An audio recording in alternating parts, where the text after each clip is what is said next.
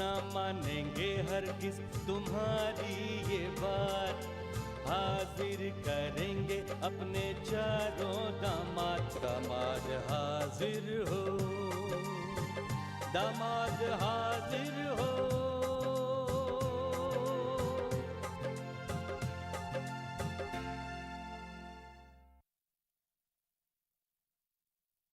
शबनम को बेहतरीन टीवी सहाफी का खिताब मिलने की खबर ने तो इस दिन को और भी अच्छा बना दिया, इसलिए हमने खीर बनाई है। अरे वाह।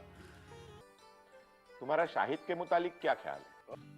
कौन? अपना शाहिद? उससे अच्छा दामाद तुम्हें और कहाँ मिलेगा?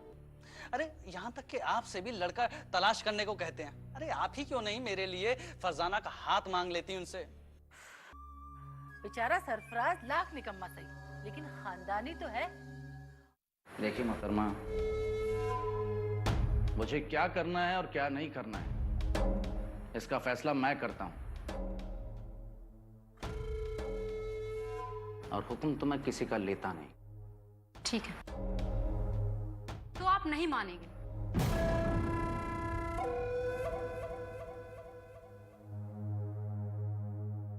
एक बार प्यार से कह के देखिए ना, हो सकता है मान भी जाए। हमें बदतमीजी पसंद नहीं जुल्फिकार साहब। ये हमारी बदकिस्मती है कि आप प्यार को बदतमीजी कह रही हैं। अगर प्यार से कुछ कहना ही है तो सुंदर नगर के बाशिंदों से कहिए कि आप अपनी रिहायशी इमारतों में उनको एक एक फ्लैट दे देंगे। हो सकता है वो शायद उनकी जमीन आपको दे भी दें। बहुत भोली हैं आप। वैसे मैंने अगर ऐसा किया मैं तो सड़क पे आ जाऊंगा।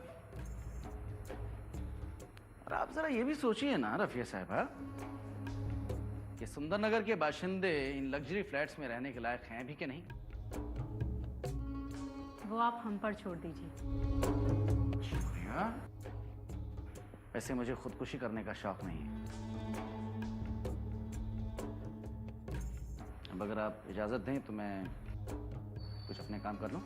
ठीक है, आप अपना काम करिए, हम अपना काम करते हैं। पर एक बात कान खोल के सुन लीजिए, अगर आपके गुर्गों ने सुंदर नगर के इलाके में पैर भी रखा तो उसे 1 महीने तक अपने उस पैर को प्लास्टर में रखना होगा।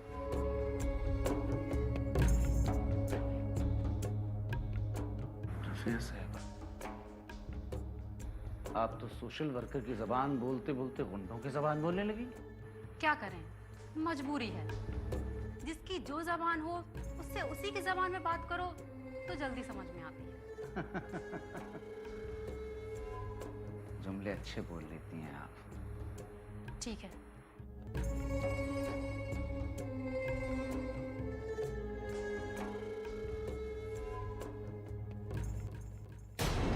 हम जा रहे हैं, लेकिन जाने से पहले आपको आगाह करना जरूरी समझते हैं कि आप अपनी हरकतों से बाज नहीं आए तो दूसरी बार हम जबान से काम नहीं लेंगे। खुदा हाफिज।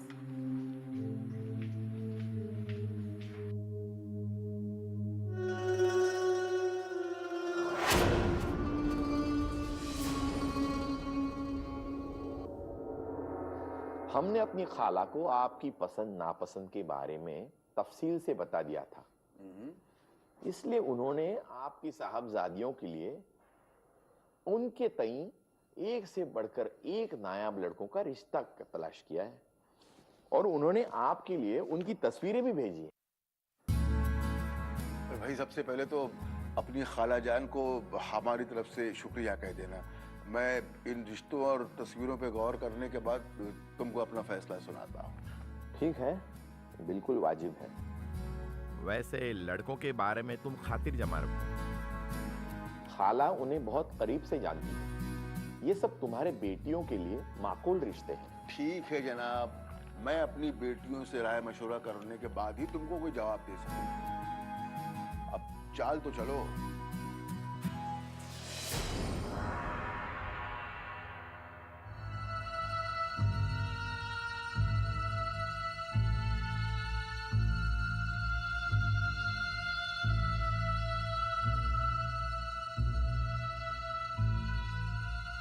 अच्छा, तो ये मामला है। इसका मतलब वो बेचारा स्टूडेंट रैगिंग का शिकार हो गया था। ये आपसे किसने कहा कि उसने रैगिंग की वजह से खुदकुशी की? पर खुदकुशी नोट में तो यही लिखा है।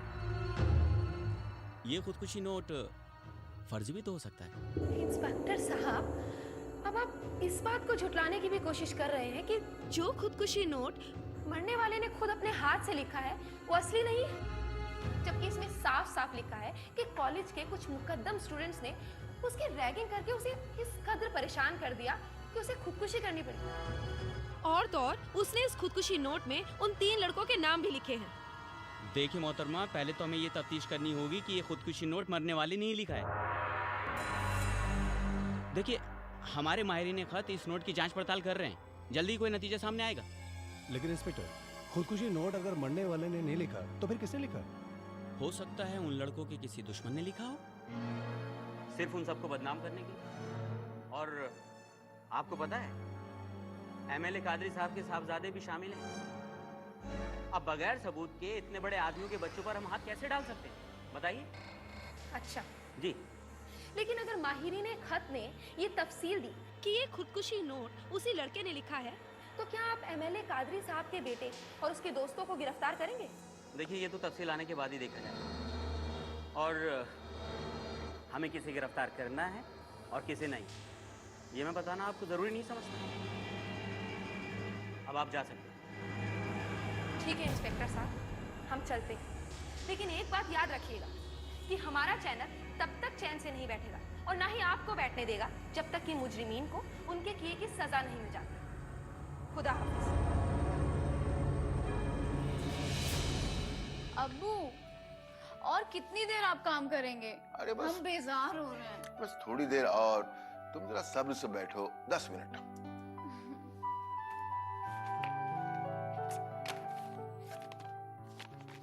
अरे अब्बू जान, ये क्या है? ये किसकी? अरे हाँ, ये हम तुम्हें बताना भूल ही गए, ये कुछ तस्वीरें हैं, तुम्हारी तीनों आपाओं के लिए कुछ रिश्ते आए हैं, जरा देख लो तुम। और हाँ, अगर पसंद हो तो किसी एक का इंतखाब भी कर लो। अब्बू, अरे इसमें गलत क्या है? अभी हम छोटे हैं, अभी आप उन तीनों के बारे में सोचिए, वो हमसे काफी बड़ी हैं। अब्बू, इनको देखिए, इनकी तो गर्दन ही नहीं है, ये नेकटाई कहाँ लगाएंगे? और ये, हाय अल्लाह, अभी से इतने मोटे हैं, एक उम्र हो जाएगी तो कैसे लगेंगे अब्बू? हाय अल्लाह, इनको देखिए, माशाल्लाह इनकी बाजुएं इतनी लंबी। अब्बू, हमें तो एक भी पसंद नहीं आई। हमारी आपाएं लाखों में एक, नहीं, लाखों में 3 है अब्बू। अरे चलो, अच्छा हुआ, हमें भी इनमें से कोई लड़का पसंद नहीं आया, तुम्हारी राय भी ले ली। सच्ची में। अब आप चलिए ना। अच्छा बस। सैफू, लो बेटा, हमने तुम्हारे लिए चाय बना दी है। ला, ये लड़का भी ना बस। सैफू बेटा, सूरज सर पे चढ़ाया है, अब तक तो लोग अपने कारोबार पे पहुंच गए होंगे। उठो।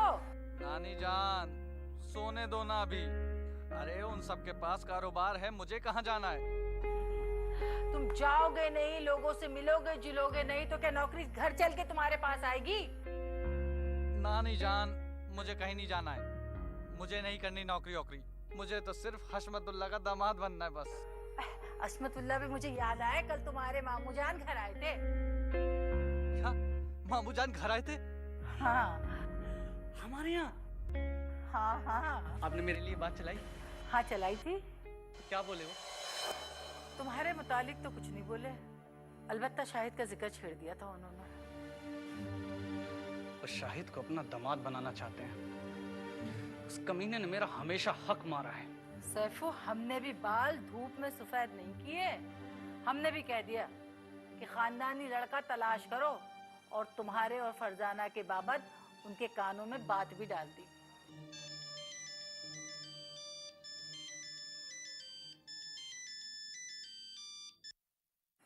हाँ बोल, क्या?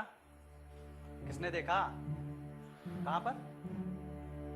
उस डॉक्टर का तो मैं इलाज कर दूंगा।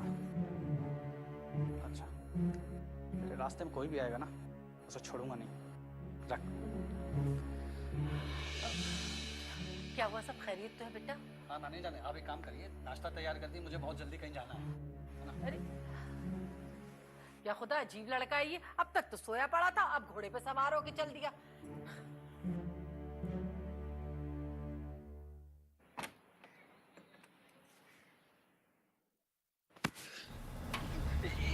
ये क्या बदतमीजी है? कौन है आप? मैं भी एक डॉक्टर हूँ।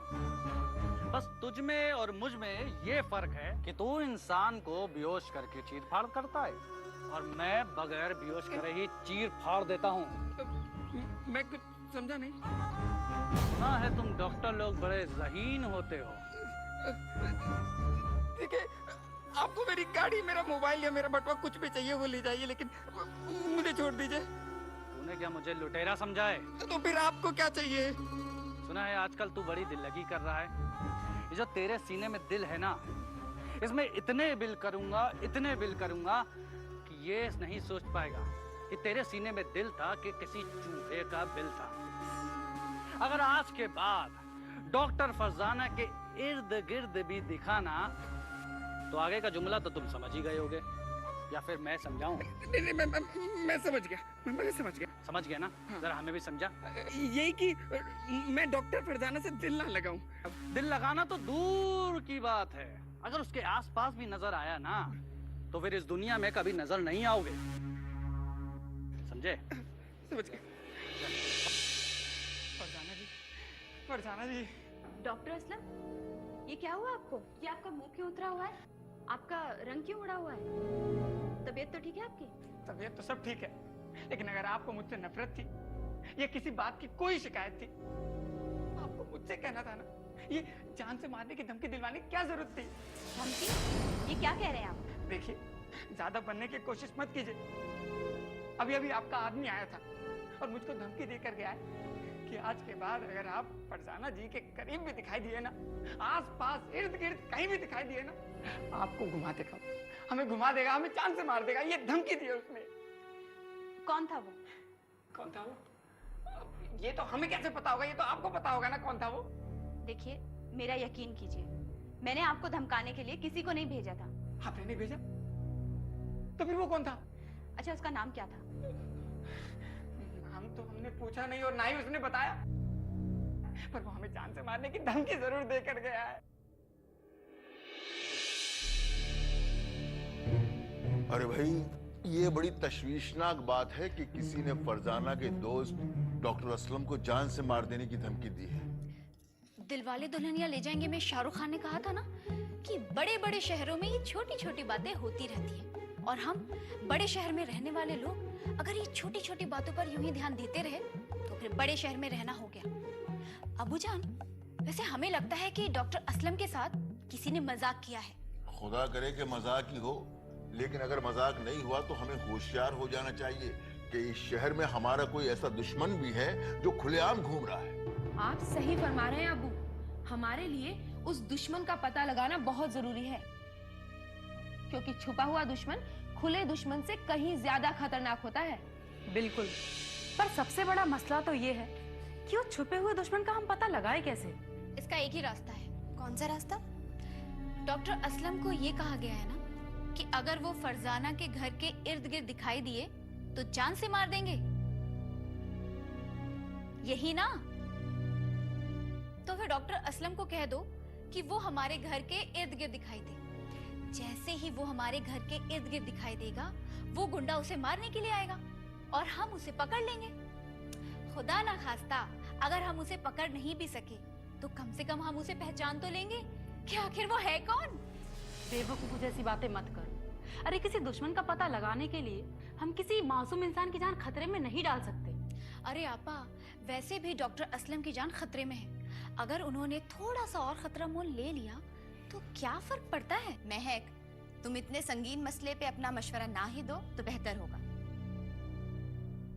हम तो कहते हैं उस गुंडे मवाली ने अच्छा किया जो उस डॉक्टर को जान से मारने की धमकी दी थी। अरे, जो एक धमकी देने वाले उस छोटे गुंडे मवाली का नाम ना पूछ सका तो फिर उसे तो जिंदा रहने का भी कोई हक नहीं है।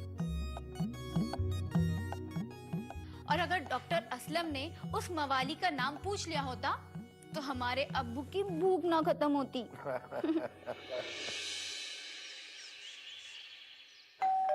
लगता है अब्बू जल्दी शहर से आ गए।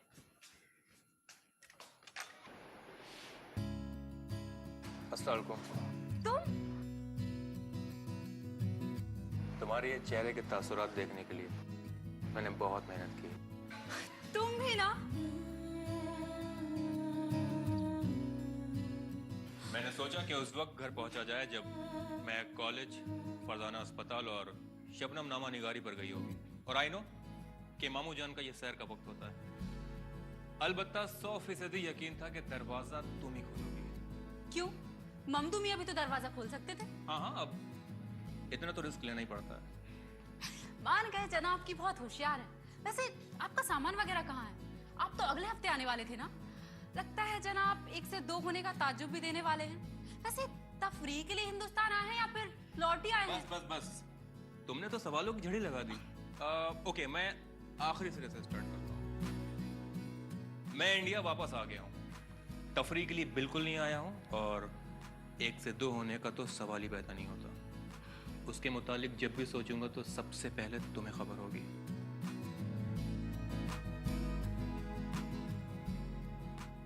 अगले हफ्ते आने के बाद तुम लोगों को ताज्जुब में डालने के लिए कही थी। एक्चुअली नाचीज को अमेरिकन इदारे में मुलाजमत मिल गई है और उनके कहने पे मुझे यहाँ आना पड़ा। लेकिन उनकी ये शर्त थी कि उन्हीं के मेहमान खाने में रह के उनका काम देखा जाए, तो इसीलिए सामान वगैरह सब भूले, मुझे डायरेक्ट एयरपोर्ट से वहाँ जाना पड़ा। तो मिल गए आपको सारे सवालों के जवाब। आ गया दिल को सुकून और रूह को आराम। ठीक है जनाब, तशरीफ रखें और चाय पिए। हम जरा नहा के आते हैं। अब वैसे से कोई फर्क नहीं पड़ने वाला। क्यों? क्योंकि आप अभी भी बुरी नहीं दिख रही। तुम भी ना।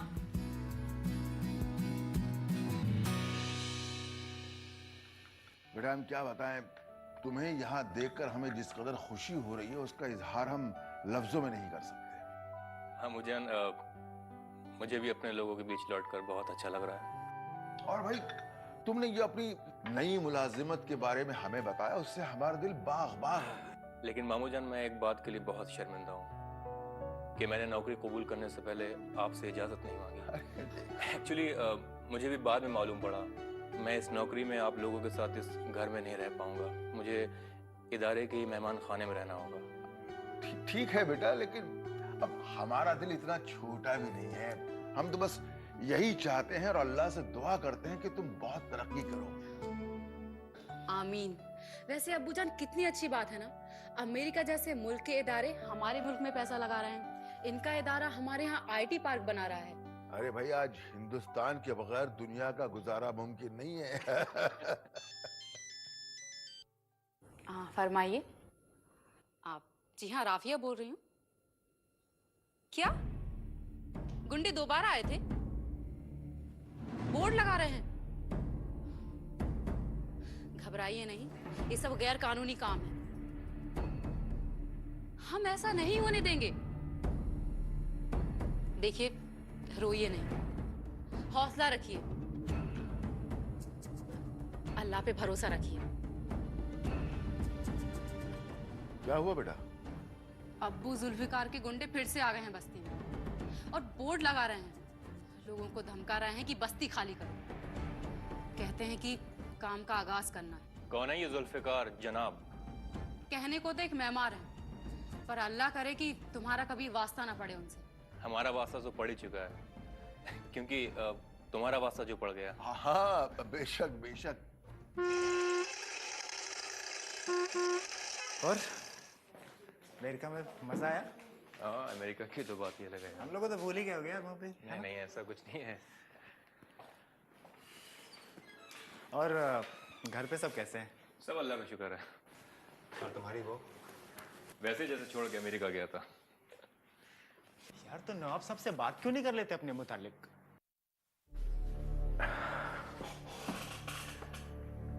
नितिन, सच बात तो ये है कि मैं नहीं कर सकता उनसे बात। मैं ठहरा यतीम गरीब लड़का। उन्होंने मुझे अपने बच्चों से भी ज्यादा पढ़ाया लिखाया, ऊंची तालीम दिलवाई, और मैं आज इस मकाम पे पहुंचने के बाद उनसे ही उनकी बड़ी बेटी का हाथ मांग लूं।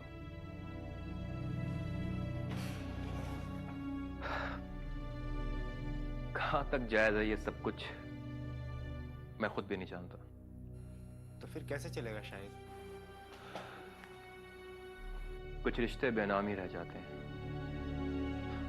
खैर छोड़ो।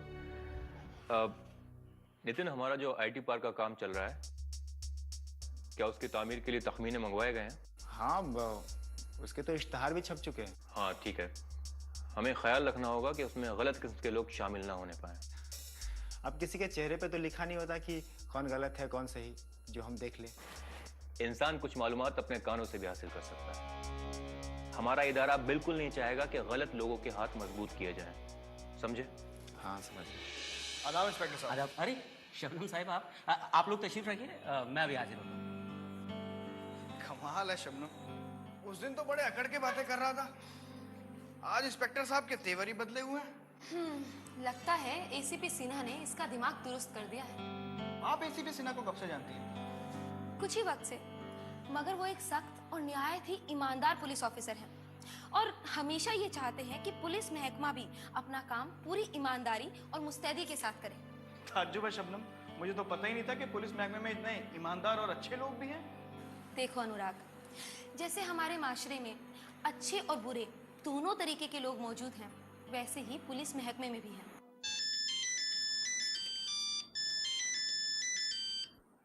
हाँ बोलो विष्णु। शबनम, स्टिंग ऑपरेशन कामयाब रहा। कॉलेज के लड़कों ने तमाम राज फाश कर दिए, सब कैमरे में कैद हो गया है। मुबारक हो विष्णु भाई। किसी को शक तो नहीं हुआ? किसी को भी शक नहीं हुआ। कैमरा छुपा हुआ था और नामानिगार भी नया था। शुक्रिया विष्णु भाई। अब देखो हम क्या करते हैं। खुदा हाफिज। माफ कीजिए, मैंने आपको इंतजार करवाया। कोई बात नहीं इंस्पेक्टर साहब। जी कहिए, मैं आपकी क्या खिदमत कर सकता हूँ? अब हम ये जानना चाहते हैं इंस्पेक्टर साहब कि जब खुदकुशी नोट के जरिए ये पता चल चुका है कि खुदकुशी की वजह कॉलेज में हुई रैगिंग थी और उस खुदकुशी नोट में उन तीनों लड़कों के नाम भी हैं जिन्होंने ये हरकत की थी, तो उन स्टूडेंट्स के खिलाफ आपने क्या कार्रवाई की? देखिए मोहतरमा शबनम, जब तक हमारे हाथ पक्के सबूत नहीं लग जाते हम किसी के खिलाफ कोई कार्रवाई नहीं कर सकते। इंस्पेक्टर साहब, पक्के सबूत किसी पेड़ पर नहीं उगते जो पकने के बाद खुद ब खुद आपके हाथ लग जाएंगे। जानता हूँ, देखिए हम पक्के सबूत जुटाने की पूरी कोशिश कर रहे हैं। वो तो ठीक है इंस्पेक्टर साहब, लेकिन इस बात का ख्याल रखिएगा कि कहीं सोचने में इतना वक्त ना निकल जाए कि असली मुजरिम हाथ से निकल जाए। आप इत्मीनान रखिए, ऐसा कुछ नहीं होगा। देखिए इंस्पेक्टर साहब, अगर पुलिस और सहाफी अपना अपना काम पूरी ईमानदारी से निभाए तो हमारे समाज के बहुत से जराइम को और उन्हें करने वाले मुजरिमों को नेस्तो नाबूद कर सकते हैं। मैं आपकी बात से मुत्तफिक हूँ मोहतरमा शबनम, आप ठीक कहते हैं। शुक्रिया इंस्पेक्टर साहब। आप देखिएगा, अब हम आपको बहुत जल्द वो सबूत ला कर देंगे जिनके दम पर बिना किसी कश्मकश के आप गुनहगारों को सलाखों के पीछे कैद कर सकेंगे। चलते हैं। अल्लाह करे आपकी जुबान बख्तावर हो। खुदा हाफिज। नहीं हम ना जाएंगे शौहर के घर अब्बू, तेरे आंगन में रहेंगे तेरे संग अब्बू, अपना गुलशन रहेगा हमेशा आबाद। हम ना मानेंगे हरगिज तुम्हारी ये बात, हाजिर करेंगे अपने चारों दामाद, दामाद हाजिर हो।